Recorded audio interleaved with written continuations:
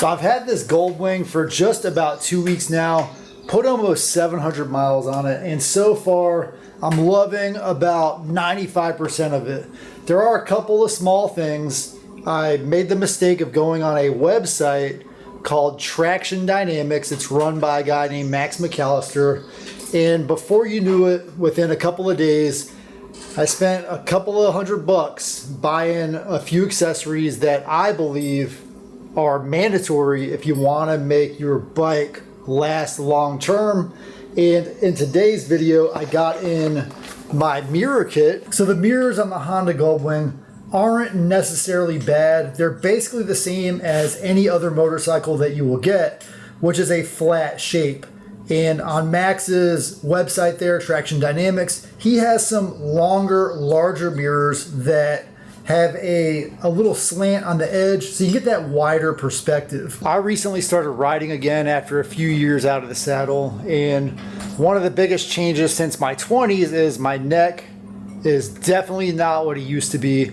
I can't really turn my neck as well. If I turn it too much, it does cause discomfort, and so having the ability to check my blind spots without always turning my neck will definitely relieve a lot of that pressure that I get when I'm on the road. And my first thought was to put these little blind spot or hot spot mirrors on the bike, and these have worked perfectly for me in the past, but with a motorcycle like the Goldwing, I don't really like having kind of a janky aftermarket look on anything that I'm going to do with it. I do want it to kind of have that streamlined appearance that it was designed with at the factory. And while this certainly would have solved my problem and probably been the cheapest option available, this is just not something I want on my bike. And so for a really minimal amount, these things ended up being 70 bucks.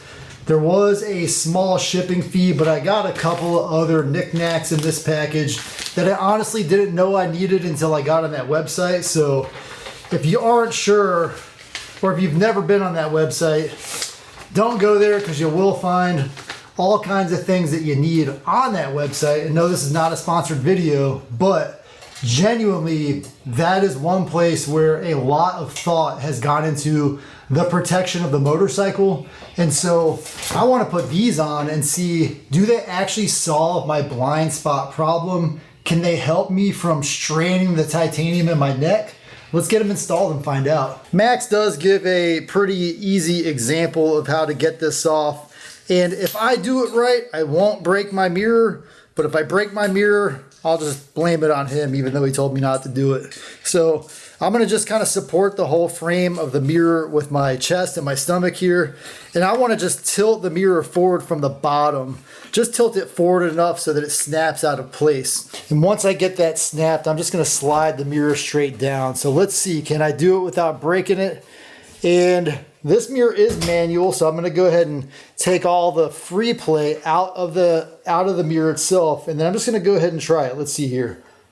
Oh, that was so easy. And the next step, he says, is just to kind of push it down, but I do feel a little resistance there.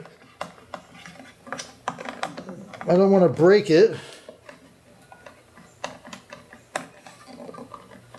Okay, am I going to break it? Let's see.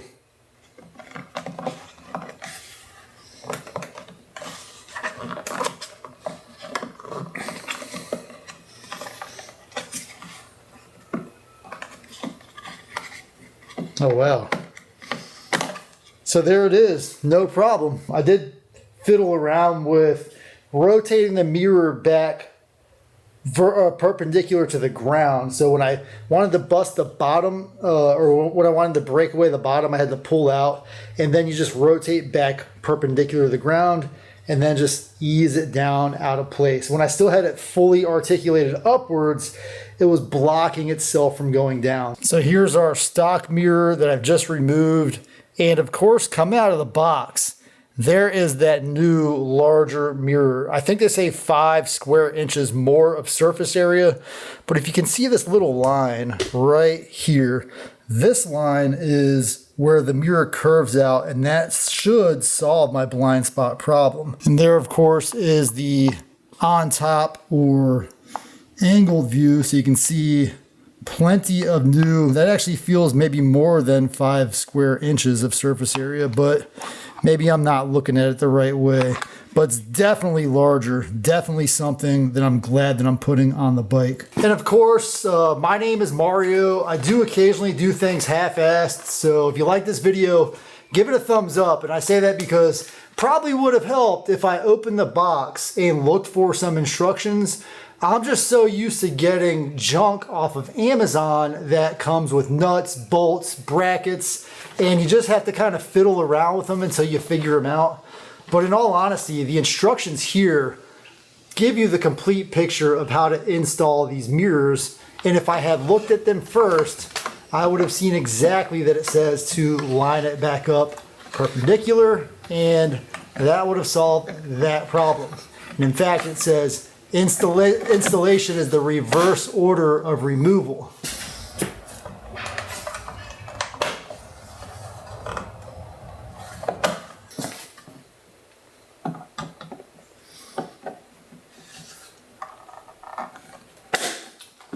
And so I think the only thing we have left to do is take the bike for a test ride and see exactly how these mirrors perform. Let's get this bike started up and go try out these mirrors. I think it might make sense for me to adjust them before I get started. I mean, this one on the left here looks pretty good already. I could even probably come in a little bit, but I can honestly see behind myself, and I can see in this mirror a little bit of the rear trunk, and so I don't really want to see the trunk because I know the trunk is there. I want to be able to see out and away from me.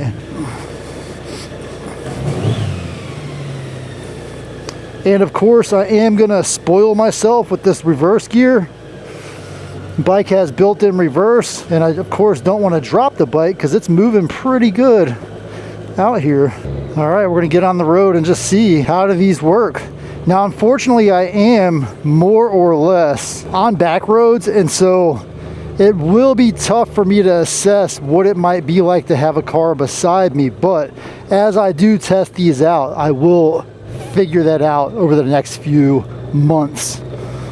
Well, guys, I've been riding with these mirrors for just a couple of minutes now, and my initial assessment is they are absolutely worth the 70 bucks that I paid for them. And I say that first and foremost because even that little wedge mirror that I had that I was thinking about installing, that only had a small, like 2 square inch surface area. And these mirrors have a built-in, almost OEM vibe to them. I really wish Honda would have came up with something like this from the factory. I'm sure every little thing you add does add to the overall cost of the bike, but what I am looking at right now is a full wide angle view of the side, almost out. I can see my hand all the way out here, and normally when I'm riding, if I wanted to look out there, I would have to lean into my mirrors, move my head around, and then I could see stuff kind of beside me.